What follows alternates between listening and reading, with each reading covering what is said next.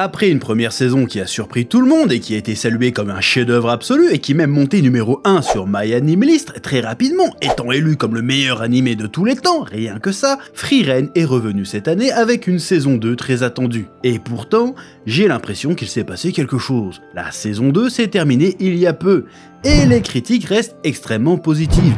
Il y a bien sûr quelques voix qui disent que c'est un animé surcoté à mort, et qu'il n'y s'est passé rien, comme d'habitude, mais les gens qui l'ont regardé continuent globalement de l'adorer. Mais malgré ça, on dirait qu'il y a moins de bruit autour de la série, moins de tweets, moins de vidéos, moins de gens qui hurlent au meilleur animé de tous les temps. Alors forcément, ça pose une question. Est-ce que la saison 2 de Frieren était moins bonne que la première? Ou alors, tout simplement que la saison 2 souffre d'un problème très particulier, celui de venir après une saison 1 qui était déjà quasi parfaite. Parce qu'au fond, le vrai sujet de cette vidéo, ce n'est pas vraiment de savoir si Frieren saison 2 est bonne ou mauvaise.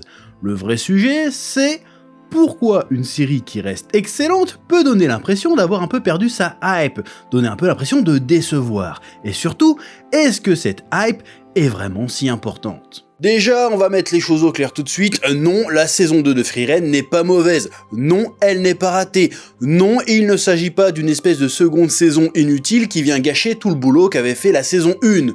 Au contraire même. À peu près tout ce qui faisait la force de la première saison se retrouve dans cette saison 2. Visuellement déjà, la série reste superbe. Madhouse continue de faire un boulot monstrueux. Les décors sont magnifiques, les villages, les forêts, les plaines, les ruines, les montagnes. Tout a cette espèce de côté à la fois chaleureux et mélancolique qui donnait déjà énormément de charme à la saison 1. L'univers de Frieren reste un monde de fantasy assez classique sur le papier, mais qui paraît incroyablement vivant.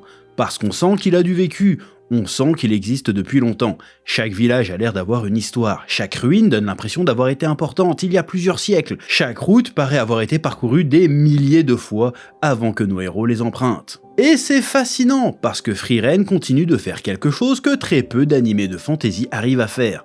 Donner l'impression que le monde existe indépendamment des personnages. La plupart des séries de fantasy modernes donnent l'impression que l'univers tourne autour des héros. Dans Frieren, c'est l'inverse.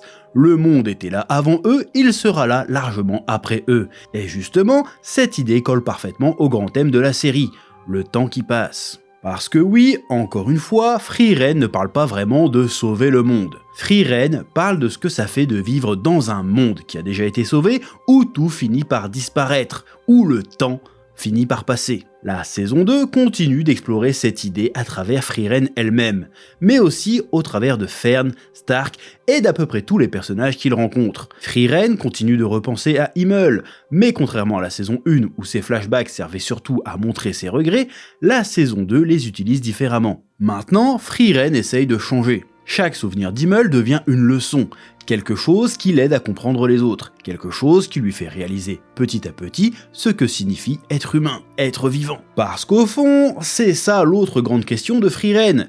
Qu'est-ce qui nous rend humains? Qu'est-ce qui nous rend vivants? Est-ce que c'est notre durée de vie, notre force, notre intelligence?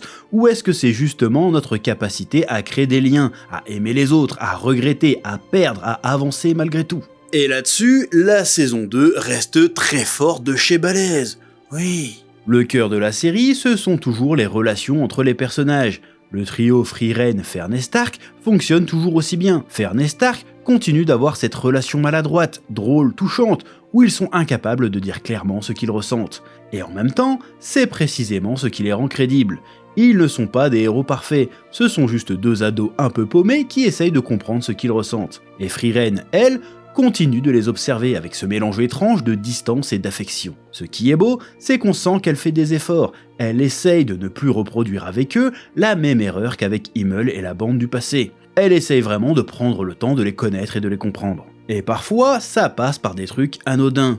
Un cadeau, une promenade, une discussion, un moment de silence. Frieren reste une série qui ose consacrer un épisode entier à quelque chose qui paraîtrait insignifiant, et qui finit pourtant par raconter énormément sur ses personnages. Par exemple, le moment où Frieren et Fern perdent temporairement leur magie, et se retrouvent obligés de dépendre entièrement de Stark. Dit comme ça a l'air d'un simple prétexte à péripéties rigolotes, mais en réalité, cette situation raconte énormément de choses. Elle montre que Stark, malgré tous ses doutes, est devenu indispensable. Elle montre que Frieren, malgré toute sa puissance, a besoin des autres.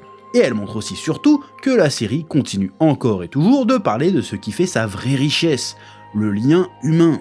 Et puis, il y a quand même un peu d'action. Pas énormément, mais suffisamment pour rappeler qu'on est dans un univers de pure fantaisie. L'arc de Révolte le Divin apporte justement ce côté plus aventureux, plus épique. On retrouve de l'exploration, des dangers, des combats, de la magie, cette impression de traverser un monde ancien, rempli de choses immenses et terrifiantes. Et même là, Frieren reste fidèle à elle-même. Les scènes d'action sont très belles, très impressionnantes, mais elles ne sont jamais gratuites, elles servent toujours à raconter quelque chose. Et c'est particulièrement vrai avec Geno.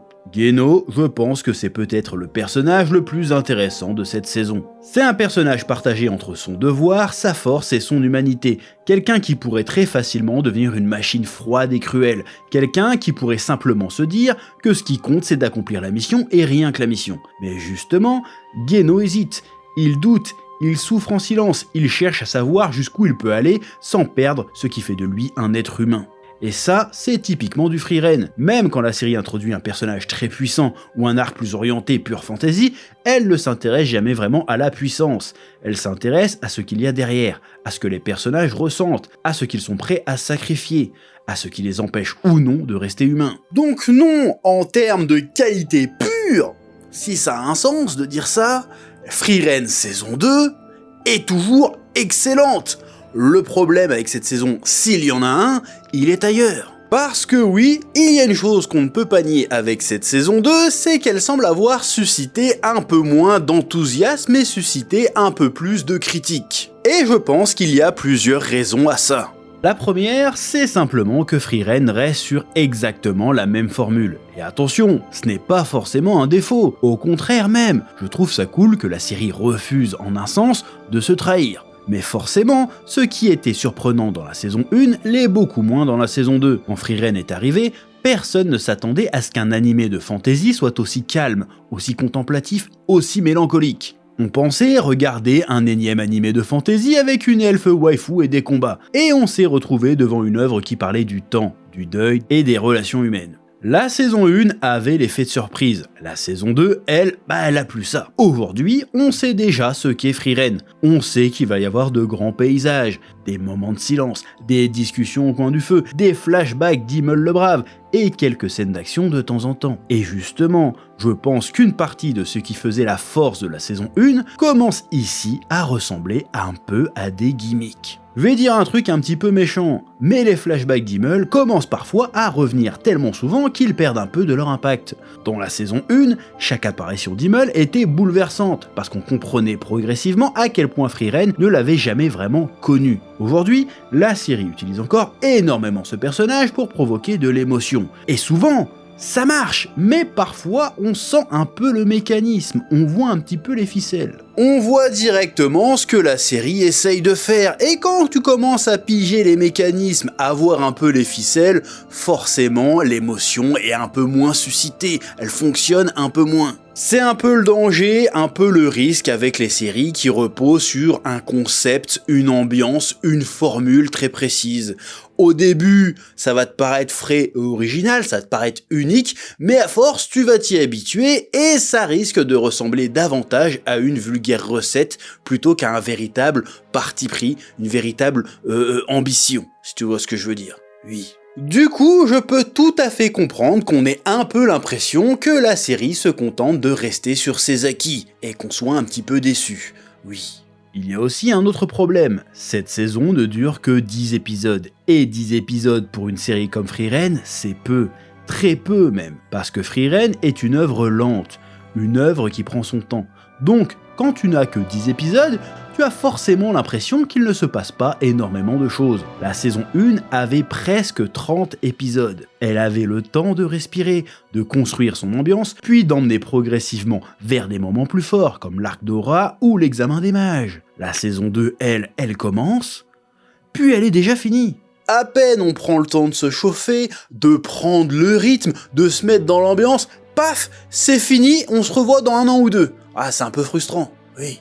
Et du coup, même si elle raconte plein de choses intéressantes, elle donne moins l'impression d'avoir une grande montée en puissance, surtout en termes d'action et de péripéties, parce qu'une partie du public s'attendait sûrement à ce que la saison 2 fasse plus. Plus de combats, plus de dangers, plus de révélations, plus de spectacles, mais Frieren ne fait pas ça. Même l'arc de Révolte le Divin reste relativement mesuré. Oui, il y a un peu plus d'action, oui, il y a des scènes impressionnantes, mais la série ne cherche jamais à devenir plus grosse, plus spectaculaire ou plus intense que la saison 1. Et dans une époque où toutes les suites essayent de faire toujours plus fort, toujours plus grand, forcément, Frieren peut donner l'impression de stagner. Alors qu'en réalité, la série ne stagne pas, elle s'approfondit. La saison 1 surprend, la saison 2 creuse et développe. Et ça, c'est souvent moins spectaculaire. Mais au fond, est-ce que c'est vraiment grave ? Est-ce qu'une œuvre devient moins bonne parce qu'elle fait un peu moins de bruit, qu'elle est moins souvent en tendance et qu'il y a moins de buzz, de vidéos YouTube sur le sujet ? D'ailleurs, mes reviews de la série ont complètement bidé. Je vous en veux pas, mais je le note quand même. Oui. Je ne pense pas. Et j'ai même tendance à penser le contraire. Je pense qu'il y a des œuvres qui vivent grâce à la hype. Des œuvres qui explosent pendant quelques mois, puis disparaissent complètement. Et puis, il y a des œuvres comme Frieren. Des œuvres qui ne cherchent pas forcément à être des phénomènes permanents. Des œuvres qui avancent lentement, qui restent discrètes, mais qui continuent d'exister dans la tête des gens longtemps après. Et honnêtement, je pense que Frieren est exactement ce genre d'œuvre, parce qu'au fond, ce que raconte Frieren est totalement incompatible avec la logique de la hype moderne.